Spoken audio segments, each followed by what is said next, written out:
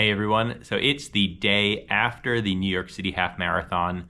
I just put out the half marathon video yesterday. I'll link both that and what I was planning to do at the race at the end of this video, but just in case, if you do want to check out the pre-race video and the expo before you watch this, go ahead and check it out. You can open it in a new tab and you can always come back to this if you'd like. But we'll skip the whole intro video that I usually do and just dive right in because I don't really know how long this is going to be, but I just want to break down all the things about the race, how I felt, and all that other stuff for all of you who've been following along. So let's go right into the pre-race. Before the race on Sunday, I had started and planned to begin the day with just something like a plain bagel and also a Morton 320 drink mix. I like to do that just to get some extra carbs and hydration in before a race. It seems to really work well for me as far as just feeling, hydrated and not feeling like I'm actually losing the energy during the race for both the half marathon and full marathon distance. So it works for me, and that's just the direction I go, making sure that I get that extra Morton in me before the race begins. I haven't tried any of the Morton solids yet or anything like that, but that's like another option that I may try one day. I just, again, like to get some of those carbs in before the race. Now, I did drive in to Brooklyn for the starting line and beginning area for the New York City Half Marathon. Like I told you on, I guess, Friday, I was planning on going from Queens, and I was able to get a ride from my dad, which was really helpful to just drop me off right at the starting line. Now, even though I was in wave 2, I was surprised at how close I was able to get. It actually was a pretty feasible option for this half marathon. Definitely not as difficult as something like the New York City Marathon, which I really don't recommend driving to ever because everything just gets so congested. I was able to get really pretty close to Prospect Park and Grand Army Plaza, where I was a very short walk to the starting line and bag check. For this race, I had planned ahead of time, I was going to try the Alpha Fly Next Percent. I've used this shoe for the New York City Half going back, I think maybe the last 2 years. That was the shoe that I used for this race. Now, if you've been following along, you know I had issues with my hamstring tendon as well as some of the tendons in my right ankle, and it was causing me some pain. I think part of that might have been the lack of support from the Nike Vaporfly, which really, if I'm in top shape, if I'm really in good running condition, if I've been doing all my strength exercises, that's probably my go-to shoe. But because I've been doing a lot of PT and clearly needed to work on my strength in different parts of my body, the Alpha Fly just is a little bit of a wider forefoot and doesn't have as much of that cut in on the arch of your foot. So it felt like it might be a better option to keep some of that pain away during the race itself.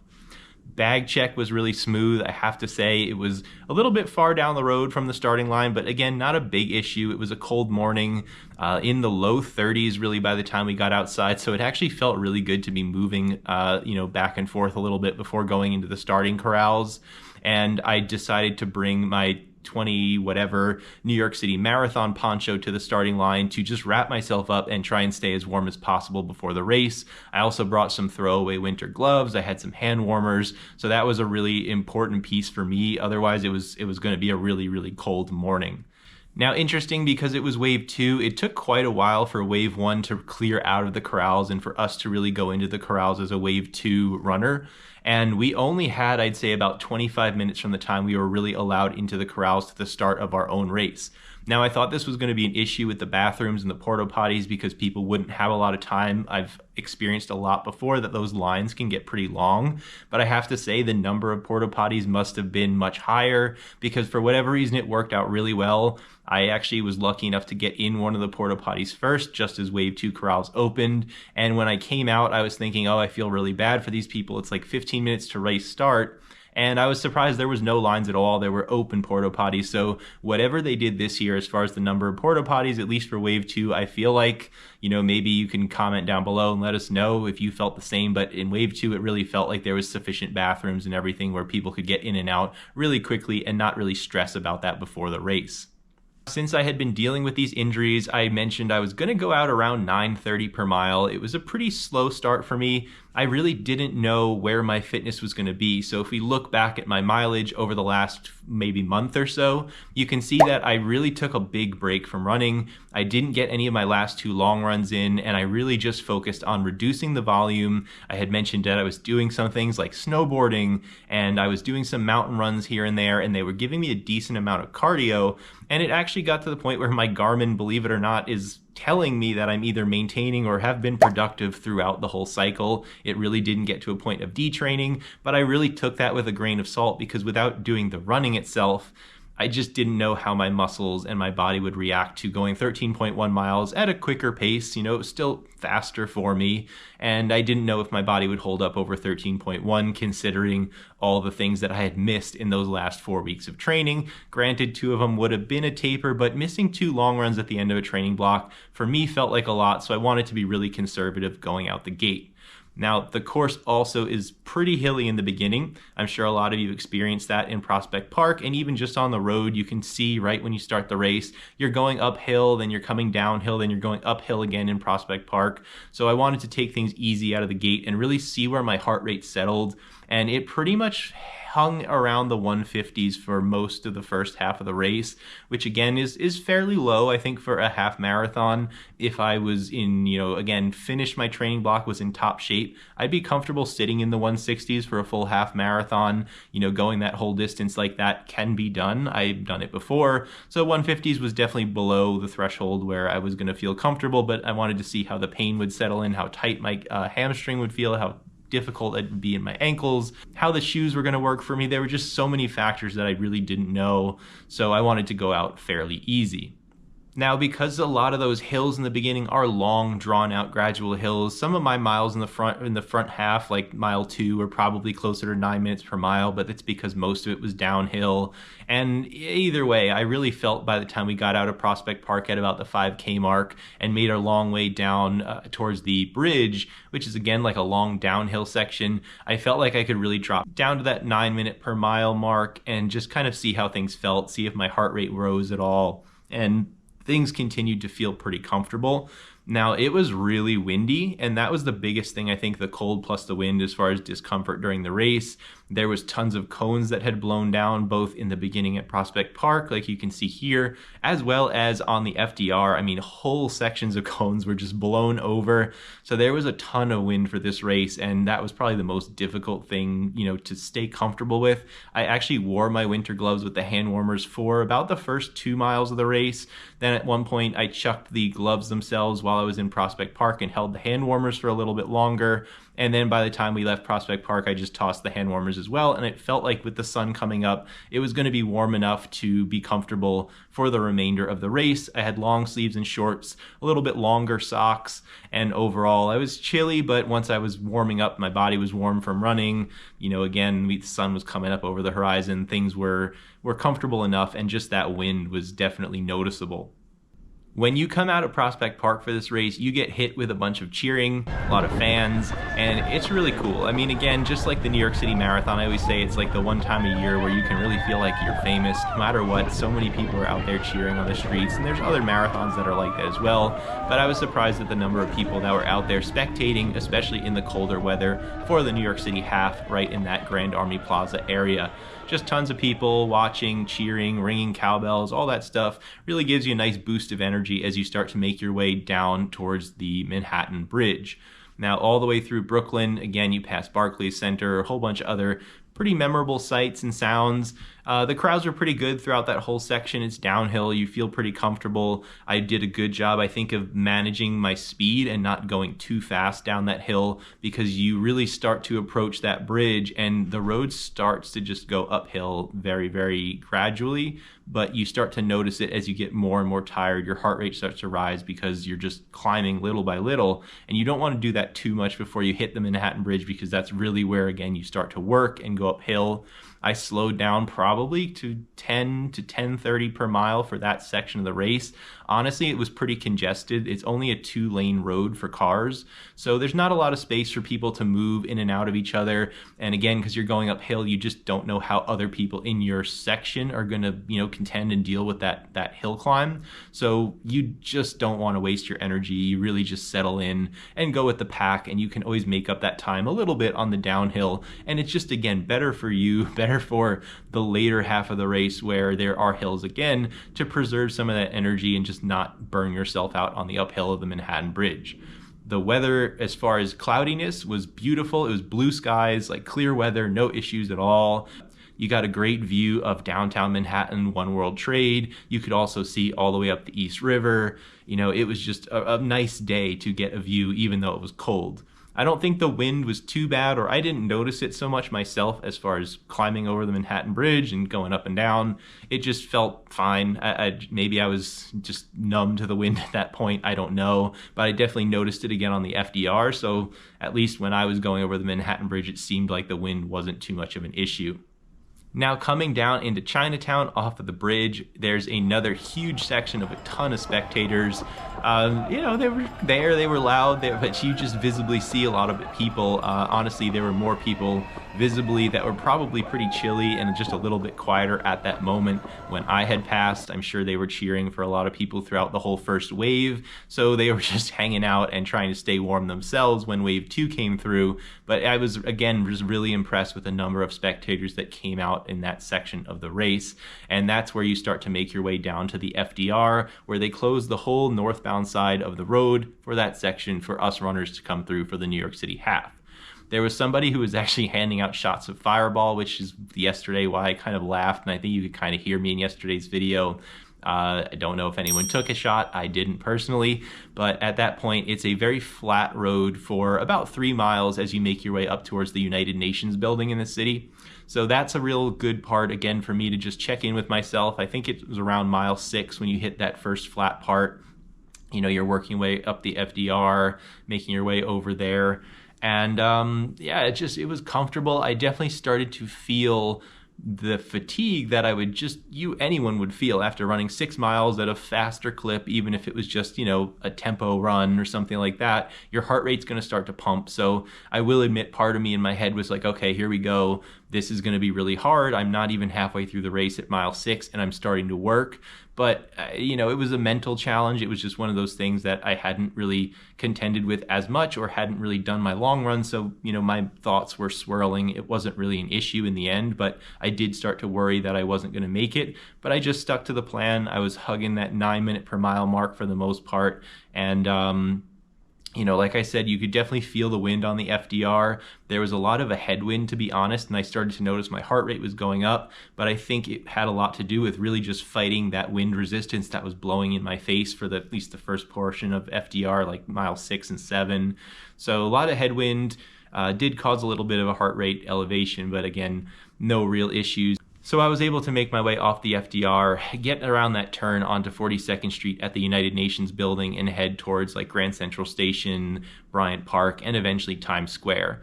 You pass mile 10 somewhere on 42nd Street, so that's where you really only have a 5K to go. And I'll say I definitely was working. I had mentioned in the videos before the race that 42nd Street is just noticeably uphill. You might not realize if you're commuting to work every day or something like that, but as soon as you're running it, and if you really look at it, even if you just look down the street, you can see it's a long, gradual hill.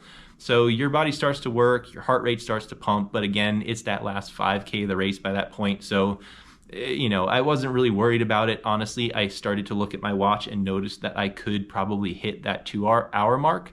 And I was starting to think, okay, the hamstring's feeling pretty good. The ankle really wasn't feeling anything at all, so it wasn't hurting me. And I just started to push for that 2-hour mark. I knew I probably needed to drop my pace just a little bit and just work up those hills that you go through, 42nd Street, Times Square.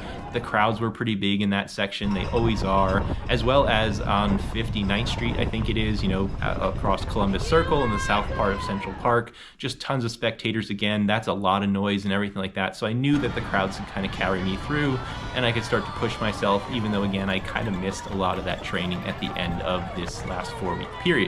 One thing to note, I definitely got cold in Times Square. It just, with all the buildings around, there's no more sun. The sun just can't get through at that point in the day. It was probably 9 o'clock in the morning, between 9 and 10 a.m. So the sun's not really overhead. It's pretty low in the horizon, and it was definitely chilly without that sun breaking through. So, it just kind of blew on my hands a little bit. I was able to just keep pumping my arms, moving my feet, looking ahead. And honestly, I have to say, I got comfortable with the discomfort of running again, which for a while now I feel like I've started to be nervous when I'm feeling discomfort, but it wasn't pain, it wasn't anything like that. It was just the discomfort of working hard and trying to push for something while running. And I kind of just embraced that. I was okay doing it yesterday. And I was happy. I was proud of myself for, again, approaching that 2-hour mark, kind of setting my mind on that goal after the first half of the race was, fairly slow for me.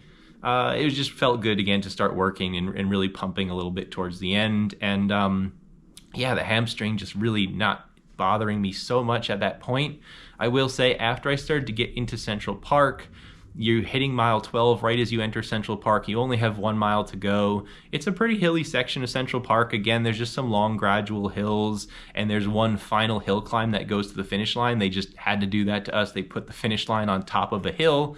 And in some of those hills, I definitely started to feel my hamstring tightening up, which is farther into a run than I have had issues in the past. In the past, it's mile 8 to 10 has started to bother me. So I think all the things that I have been doing leading up to this race have helped, because I made it all the way to mile 13 before it really was an issue.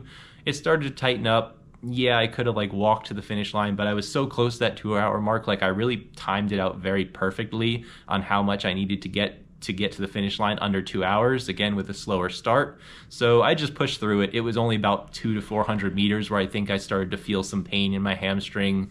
It was what it was. I wanted to finish under 2 hours, and in the end I was able to get that done with a final time, I think, of 1 hour 59 minutes and 40 seconds. So I had 20 seconds to spare.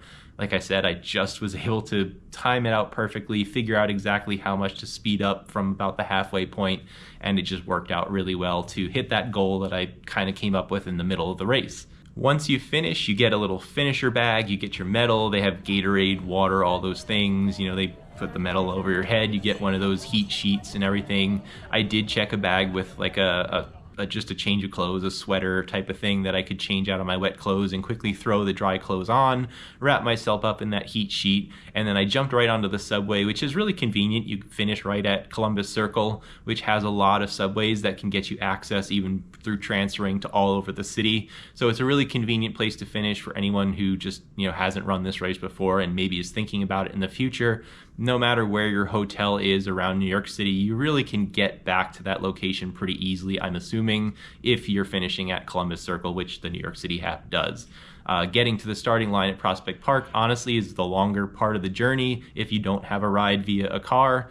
But at the end, the race is really where you want to be more convenient, because in the morning you can do whatever you got to do. It's not that bad. When you're cold and wet and sweaty at the end of the race, obviously that's when you want to get underground or back to where you want to shower and change a little bit quicker. So I think it works out really well as far as the logistics of getting to and from the race and the finish line. As far as the gels during the race, I did use Morton gels. I had 3 with me, and the plan was to use one every 30 minutes. So I did it at the 30-minute mark, the hour mark, and the hour and 30-minute mark. Again, I thought I was going to finish around 2 hours. I didn't know if I was going to actually feel good enough to drop down and hit that 2-hour mark, but it was in the cards, so I didn't think I would need another gel at that 2-hour mark. It just felt like I'd be carrying an extra gel for no reason. And then as far as the water, I took water at every single station.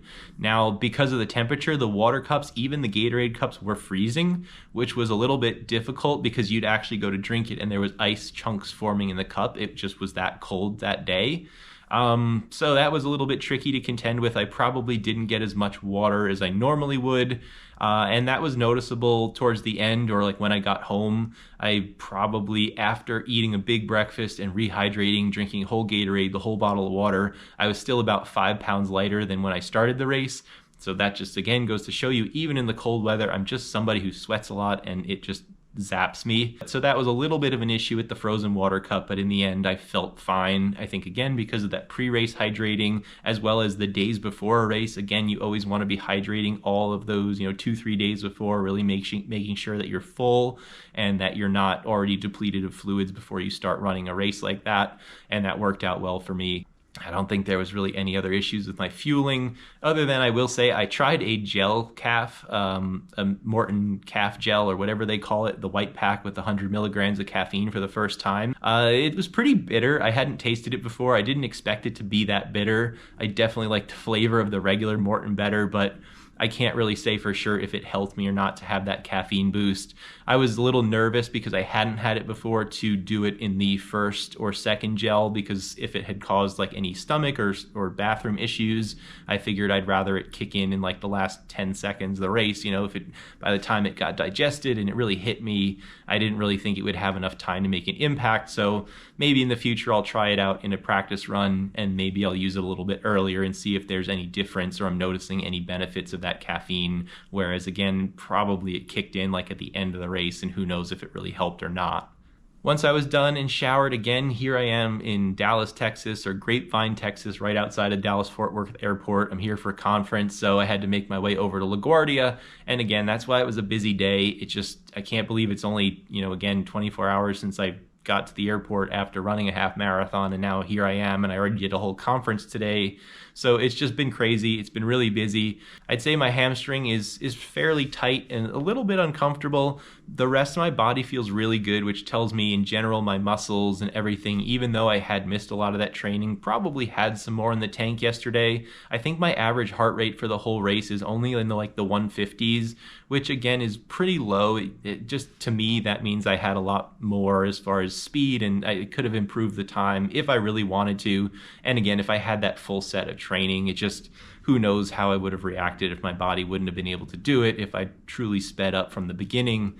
So I'd rather have played it safe. I was happy to have broken that 2-hour mark again after starting a little bit slower, and I was just happy again that really there wasn't much discomfort throughout the race. That was the biggest win for me overall. I was able to finish. I was able to really enjoy it. I was able to have a good time. I got a lot of footage for the race. I was able to make a video. I made it to the airport. I watched the Formula One race yesterday. Like, everything just timed out really, really well. And in the end, I'm really happy with my New York City half experience for this year.